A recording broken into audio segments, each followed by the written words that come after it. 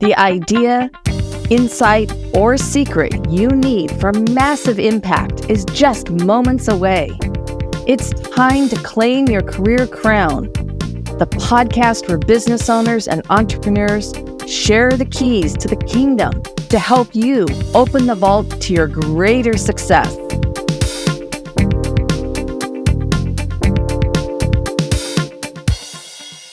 Hello, everyone, and welcome to Petite to Queen's Claim Your Career Crown podcast. I'm your host, Lynn, and today I'm joined by our special guest, Leisa Reid. And we're going to be talking about want speaking gigs, get tips and strategies on how to get started. Because speaking with an audience and to an audience filled with your ideal clients is a smart path to connect, convert, and close more sales. Now, if you get a ton of value in this episode, I would love to invite you to subscribe because it costs nothing to subscribe. Now, I want to tell you about Leisa. And the first thing I'm going to say is the first time I met her, I went, oh, wait, you wrote that book I read. Leisa is the founder of Get Speaking Gigs Now and CEO of the International Speaker Network. With a mission to transform public speaking into a soul-filling business growth strategy, she's the go-to talk doula, helping entrepreneurs create signature talks and secure bookings for a lifetime. Having rocked over 600 stages, authored 7 books, and graced the airwaves as a podcast host, Leisa shares her proven strategies with others. So just like when I read her book, so they can make an impact on the world. When she's not empowering entrepreneurs, Leisa embraces her roles as a mom, wife, and a devoted dog lover, all while indulging, in her passion for live rock concerts and dance fitness classes. All right, On this episode, of course, she's going to be sharing that number one secret she uses to get speaking gigs. I can't wait. Leisa, I am so thrilled to have you here. Thank you so much for joining me today. Oh, I have been looking so forward to this, Lynn. I'm so excited to be on your show. This is such an honor. Well, this is great because I want to hear a little bit of background because I know quite a bit about you, as I said, because of, just circumstances. It was like the first time I saw it, I went, wait, I know who you are. But what inspired you to get started, Leisa? I have always felt an affinity towards teaching. Even as a young child, I remember wanting to be a gymnastics teacher, a kindergarten teacher, a whatever teacher. And so I'm really a teacher disguised as a speaker, but I do love being in front of the audience as long as I have something of value to share, right? I don't want to just be up there for no reason. And that has always been a passion of mine. I started speaking as a paid speaker back when I was 40, which was unfortunately a long time ago. And I was hired to speak in order to bring clients into an organization, a personal development workshops. And along that journey, I started to realize how many other speakers, entrepreneurial speakers, struggle with getting booked. I didn't think it was that hard, but I got a lot of feedback, people asking for help all the time about how did you do that, Leisa? What are you doing? And one day I realized, oh my gosh, I need to share this with other people and help them break it down so that they can be unleashed and just go and speak to the people that need to hear their message the most. Well, that's amazing because that is one of those challenges is getting that conversation started. So what should listeners do if they want to get speaking gigs, right now, next month, and then tomorrow, the next day, the next month? Well, I think one of the biggest steps to start with is getting your talk created. And I say that because it's very difficult to get booked if you don't have a talk in your pocket. Because the first thing people are going to ask is, oh, what's your talk about? If you put it on LinkedIn or you put it on Facebook or you say it at a party that you're a speaker, that is going to be the next question someone asks you if they're actually interested in you. And so you want to be able to answer that with confidence. So if we pretend, like, let's pretend every listener has their talk created and it's a talk that they're excited about and they can't wait to share it. They know it's going to solve a lot of problems for people. And it's going to help. It's going to attract their ideal clients and they can't wait to, scream it from the rooftops. Let's say we're at that step. Then all of a sudden you're like, oh, okay, who is my audience? Where are they hanging out? And once we get clarity on that, then we just rinse and repeat the model over and over again. You reach out to the person in charge, or you find someone who can make an introduction to you, to the person in charge. And then all of a sudden you're in a conversation, figuring out your calendar and isolating the date that you're going to be speaking for that event. All right. That's really great. So what other tips or strategies can you share around that getting speaking gigs now, like identifying, who you contact and how you do that? Yeah. So Lynn, I love this question because we often think as entrepreneurs that we need to hustle, right? We need to hustle and we need to do some cold calling or cold emailing or cold whatevering to get what we want. And I'll be honest, I stopped cold calling, cold reaching out, whatever, for speaking gigs about 10 years ago. And I do that because I don't really enjoy it. And I don't think a lot of heart-centered, purpose-driven people enjoy that either. So if I was going to say the cold calling answer, okay, sure, Google or ChatGPT your, top 10 list of places that you'd want to speak and then research them, see if they're viable, then reach out to someone you don't know and fill out an application and spend a bunch of time doing all that. Now, that's the answer that you're going to hear a lot from a lot of other people, right? And if you Googled it, they would tell you to do the same thing. However, you can end up going down the major Google rabbit holes and just spinning your wheels and doing all this busy work and not getting a lot of results. Yeah. So what I do is a little bit different. And we'll go ahead and share. I'll share the number one tip that I use to get speaking gigs. And it's happened for years and years and years. We're not going to make you wait to the end. We're going to give it to you now. And that is to find your speaker soulmate. And that's a phrase that I made up because it was something that happened organically and I've used it for years and it still works. This strategy, I'll explain what a speaker soulmate is and how you use it. And it's kind of that, like, let's go deep instead of far and wide. Let's go deep into the relationship. A speaker soulmate is technically like a speaker referral partner, right? But instead of referring clients back and forth, you're actually referring speaking engagements or podcast interviews or summits or whatever, in person, virtual, doesn't matter. How do you identify them? Well, first of all, it's got to be somebody that speaks a similar frequency as you, because you got to play fair, right? got to make it somewhat even. Number two, someone you know, like, and trust. This often sounds really obvious, but you don't need to know them since kindergarten. You just need to know them, like, maybe you just met them at a virtual thing and you're like, I really like the energy of that person. They seem really cool. I want to talk to them. They said they were a speaker too. Let's chat, right? So you're developing a relationship, just like a friendship, just like a person you would date, right? You got to start somewhere.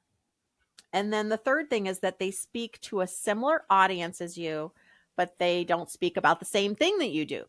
Because if you're going to enter into this referral relationship, like let's say Lynn and I were doing this, you speak about sales. I don't speak about sales. I speak about speaking. So, but we probably have a similar audience, like entrepreneurs, business owners, things like that. So if they're going to have Lynn speak in September, they're going to need a speaker for October. Well, then this would make perfect sense. And it's going to be easy for you to refer each other. And same thing, like if I'm speaking in October and they're going to need a speaker in November, something along those lines. So that way it starts to be really easy to make those introductions. And it feels good because you're giving to somebody and you're rolling the red carpet out for them, but they're rolling the red carpet out for you. I don't know why everyone's not doing this, but they just want to Google search instead, I guess. I'm not sure. No, I mean, it's that a strategic partnership, and you're right. And you can also look at it because speaking is a strategy within like a sales, marketing sort of outreach. However, I don't teach people how to do a signature talk. That's I really work on that broad. What is the sales strategy? Who are their ideal clients? What are they thinking? Really putting those things into position. But then on specific tactics, just the same thing. If somebody really loves doing social media, which personally I loathe and abominate, then that they're going to need to work with somebody who does that type of thing. I literally don't, I would say barely known enough to be dangerous. So, but I have a content director who handles that for me. So I'm yay. So if you guys are all wondering, it's Rachel's brilliance, not mine. Okay. So I think that is really a brilliant way to really make those connections. And it's really there's people who have podcasts specifically. I know literally hundreds of podcast hosts. So it's easy for me to, if a guest says, hey, it was really great to be interviewed by you. I love being on the show. Do you have someone that you could recommend me to, another host? And it's like, yeah, easy, and I'm happy to do it. Right. And it's the same thing. I can say, hey, Leisa, do you know someone who you think would be a great fit for my show? And you've actually already referred someone. Maybe she's your soulmate or your soul speech. What was it? Speaker soulmate. Speaker soulmate. There we go. So I just think that's a great. So, I mean, that's part of the process. Are there other steps in this process to really get these speaking gigs? I think the other challenge that that they face when they are doing that cold reach out is they forget that it's not adversarial. Like I'm like, just be nice to somebody and pretend you're on the same side of the table. Like you're on the same side of the table. You want to help them have a great event. They want to have a great event. That meeting planner, whoever the person is, does not want to hear from people at the end of the event, oh my goodness, that speaker was awful. What are you doing to us? You're making our ears bleed. Like they don't want to have a bad experience. So if you kind of try to shove your way into a situation that doesn't fit, it is going to be a lose, lose, lose situation. And sometimes people lose sight of the bigger picture. It's not about getting the gig. It's about finding the right match, because you also don't want to waste your time in front of an audience that is a complete mismatch. No one is going to have a good time. It's just not going to work. So sometimes people can lose sight of that. The ultimate goal is that you help people solve problems, that you make an impact. And if you're in the wrong room, it's not going to work. Yeah, absolutely. I think another good point is, besides it being not being adversarial, because it's not, is that you need to think about it from the perspective of the event planner or the person who's putting this together or putting their events together, because it isn't about you so much as about the value that you're going to be able to deliver and why it matters to their audience. Yeah, like you're linking arms. And I think people sometimes forget, it's probably a big mistake for people who've never had an event or have never, maybe don't have a community, haven't put their time and energy into those types of things. Once you have your own event, you're like, oh man, this was a lot of work. You can really respect that podcast host, that event organizer, the person in charge of everything. It's their baby, and so you want to honor that. And I don't think people are intentionally not honoring that. I just think that, yeah, right. Like sometimes it can be like, it's all about me. I'm like, no, it's not. It's you're an accessory to this whole big machine. And it's an honor to be asked to someone's stage, whether it's virtual, in person, on a show, whatever. So I always recommend, you treat that with respect and honor. Yeah. Yeah, absolutely. I really appreciate what you've just said there. I think that as we're looking at this, though, for many people, whether they're entrepreneurs, business owners, you've got somebody, VA or, an executive assistant who's helping you with this, there still is this stumbling block, and it seems like a real challenge to getting speaking gigs. So having that speaker soulmate, that's one step. I would definitely, if you're doing some cold outreach or some connected outreach, is to have a follow-up plan. Yeah. Don't expect people to say yes, especially if it's cold.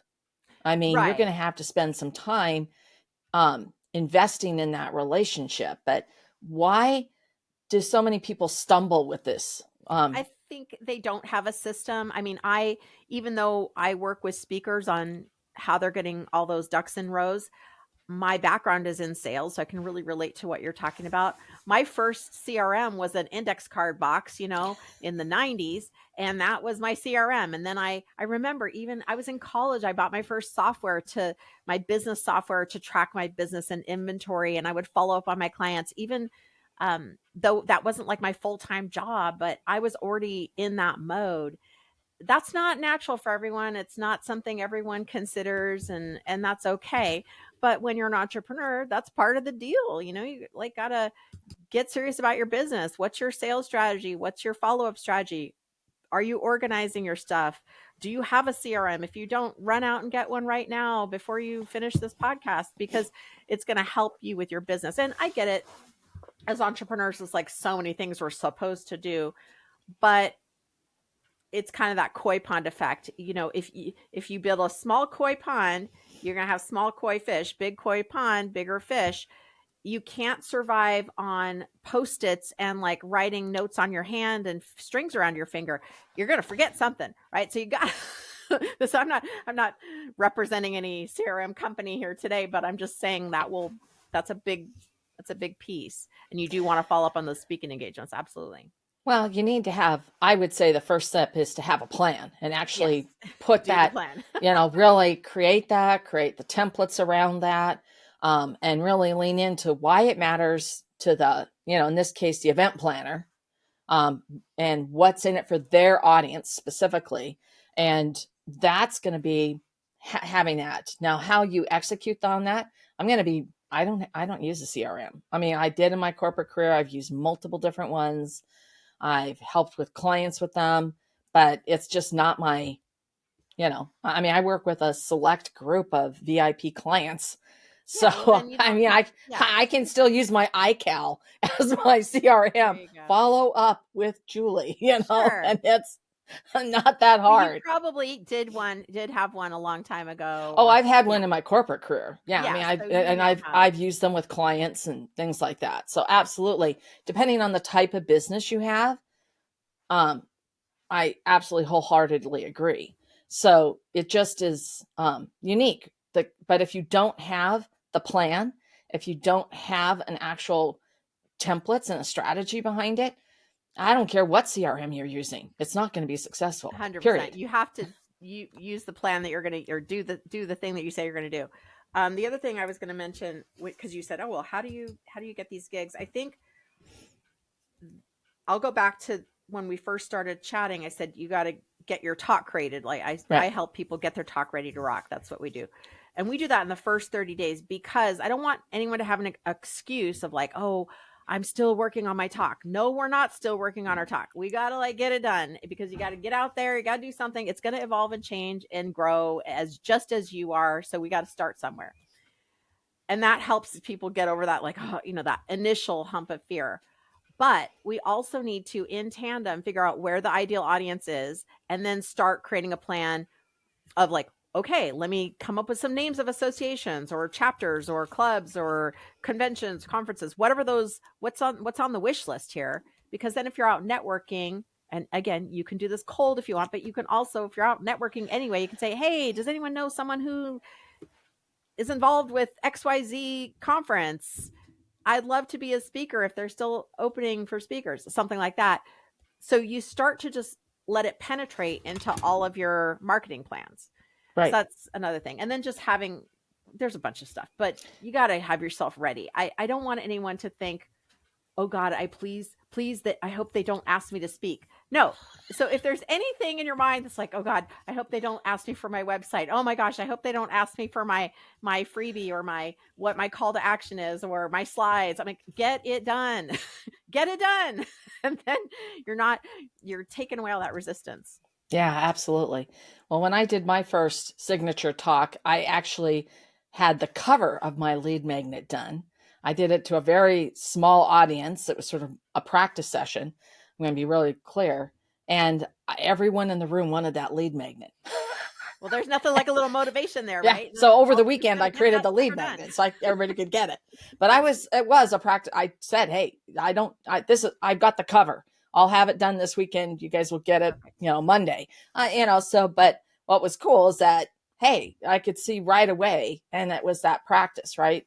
So I think another thing that holds people back is that feeling, because this was something for me, I have yet to memorize my signature talk. Okay. Now, but because I'm speaking from my area of expertise and the things that as I call it, I will die on the hill for, Absolutely.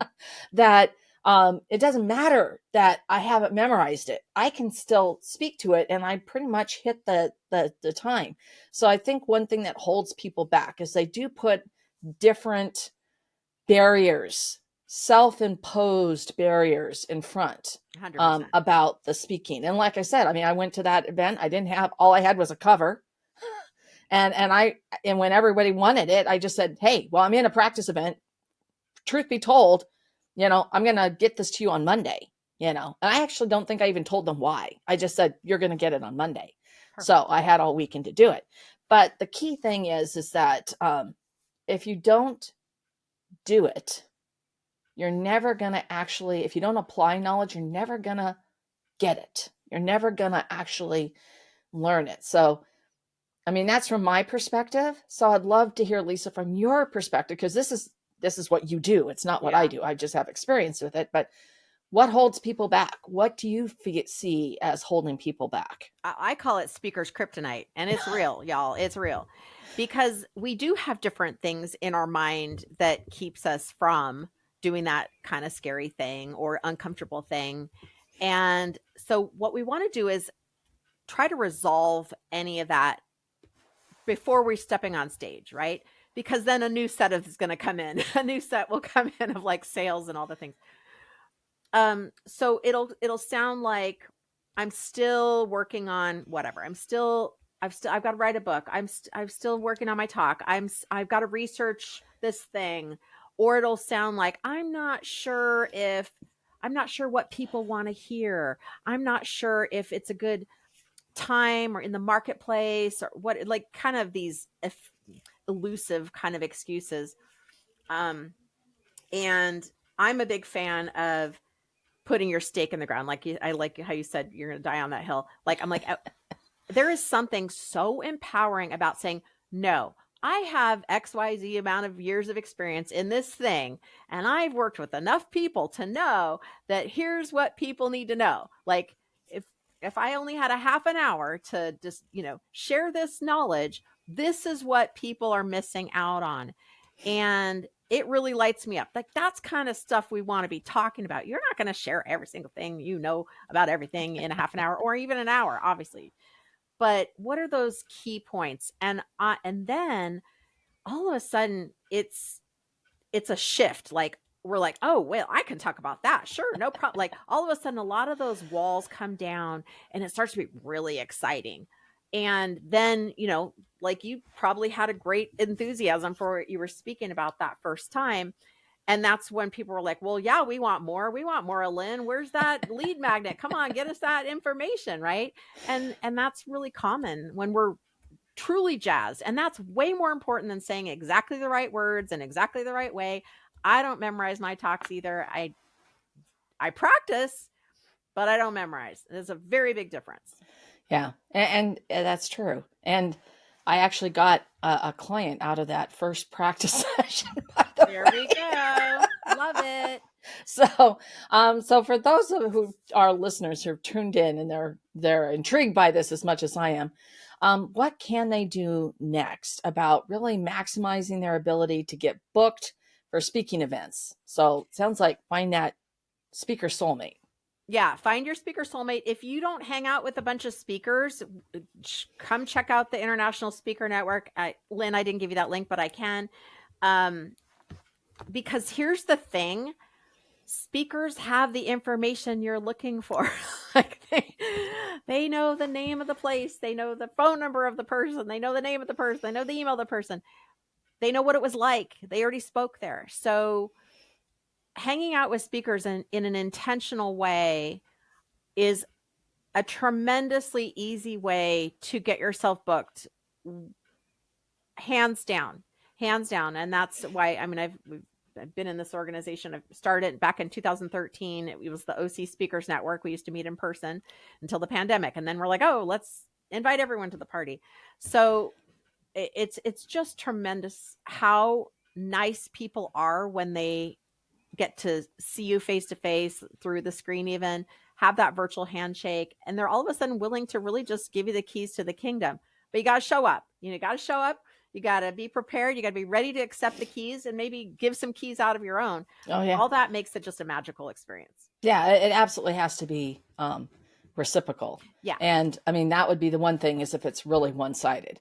Like you're always helping someone, but they're not helping you in turn, then it's not a win-win. Right. And that's why we say, like, a speaker soulmate's kind of someone on the same frequency as you. Like, you can tell who's your vibe, and you can kind of get an idea. Like, maybe you start a little small, and that's okay. You got to start somewhere. And don't be like worried about, oh, they're so much farther along. Don't judge their middle by your beginning. You're beginning by their middle, just jump in. Yeah, absolutely. So, Leisa, is there anything you wish I'd asked you today that I have not? No, I don't think so. Gosh, good question. Well, that's okay. I mean, this has been such a great discussion. And Leisa, I want to thank you so much for sharing what to do if you want speaking gigs, and the tips and strategies that Leisa has shared on how to get started. And Leisa, I am absolutely sure that our listeners are going to want to know more about you and where they can connect with you. Yeah, and they can go get 5 top tips to get more speaking gigs at getspeakinggigsnow.com/tips. So free gift. Perfect. And I will make sure that link is right below, so that Leisa is a click away, along with her website, socials, and the international, the speaking organization. Absolutely. So all that good stuff. So it's all going to be right below. If you go down, look, there it is. Leisa, thank you so much. And to everyone who tuned in today, thank you for being with us. We're so grateful to have you as part of our audience in this journey. And we appreciate you. If you have thoughts, please let us know, because we love hearing from you. And finally, again, Leisa, this has been such an informative discussion. Wow, my socks blown off. Thank you, Lynn. What was your biggest takeaway from this episode? I would love to hear about it. It's important to share the things you love. If you loved this episode, a 5-star review really helps keep the podcast coming to you regularly. Also, if you want to get more sales strategies to grow your business, make sure you subscribe right now. If you want to get results even faster, I invite you to download my sales strategy checklist at petitetoqueen.com/checklist. This has been Lynn Whitbeck, host of Claim Your Career Crown. I'll see you next time.